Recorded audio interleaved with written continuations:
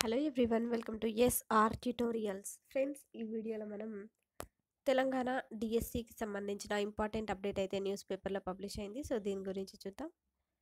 జనవరి లేదా ఫిబ్రవరిలో మరో డిఎస్సి, డిసెంబర్లో టెట్ నిర్వహణ తర్వాతే అంటూ ఇచ్చారు ఈనాడు పేపర్లో అయితే. సో దీని గురించి తెలుసుకుందాం. తెలంగాణ రాష్ట్రంలో వచ్చే ఏడాది జనవరి లేదా ఫిబ్రవరిలో మరో డిఎస్సి నిర్వహించే అవకాశం ఉందని తెలుస్తోంది.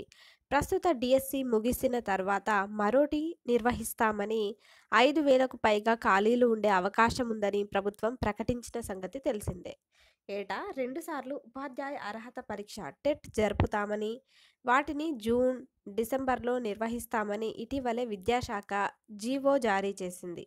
దాని ప్రకారం డిసెంబర్లో టెట్ తర్వాత డిఎస్సి నోటిఫికేషన్ జారీ చేసిన 45 రోజుల గడువు తప్పనిసరి. అంటే జనవరి లేదా ఫిబ్రవరిలో పరీక్షలకు అవకాశం ఉందని విద్యాశాఖ వర్గాలు భావిస్తున్నాయి అంటూ ఇచ్చారు. అదేవిధంగా ఖాళీల లెక్క ఇది అంటూ కూడా ఇచ్చారు. రాష్ట్రంలో ఇటీవల 19,717 మంది ఉపాధ్యాయులకు పదోన్నతులు లభించాయి.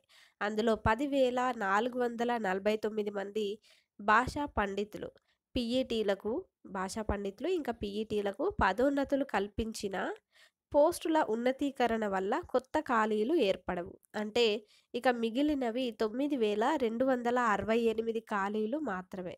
ప్రస్తుతం 1,739 ప్రాథమిక పాఠశాలల్లో ఒక్క విద్యార్థి లేరు. వాటిని జీరో స్కూల్గా పిలుస్తారు.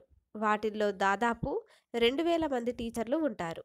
ఇలాంటి 32 ఉన్నత పాఠశాలల్లో 400 మంది ఉపాధ్యాయులు ఉన్నారు. 6, 7 తరగతుల్లో విద్యార్థులు లేని ప్రాథమికోన్నత పాఠశాలలు 600 ఉన్నాయి. వాటిల్లో 2,000 నుంచి 2,400 మంది వరకు ఉపాధ్యాయులు ఉన్నారు. ఆ మొత్తం 4,400 నుంచి 4,800 వరకు అవుతారు. వాటిని మినహాయిస్తే చివరకు 4,400 నుంచి 5,200 వరకు ఉపాధ్యాయ ఖాళీలు ఉంటాయని విద్యాశాఖ వర్గాల ద్వారా తెలుస్తోంది. రాష్ట్రంలో ప్రతి నెల సగటున 200 నుంచి 300 మంది టీచర్లు పదవీ విరమణ పొందుతున్నారు. ప్రస్తుతం రాష్ట్రంలో ఉపాధ్యాయ పోస్టులు మొత్తం 1,25,058 ఉండగా పనిచేస్తున్న వారు 1.03 లక్షల మంది ఉన్నారు.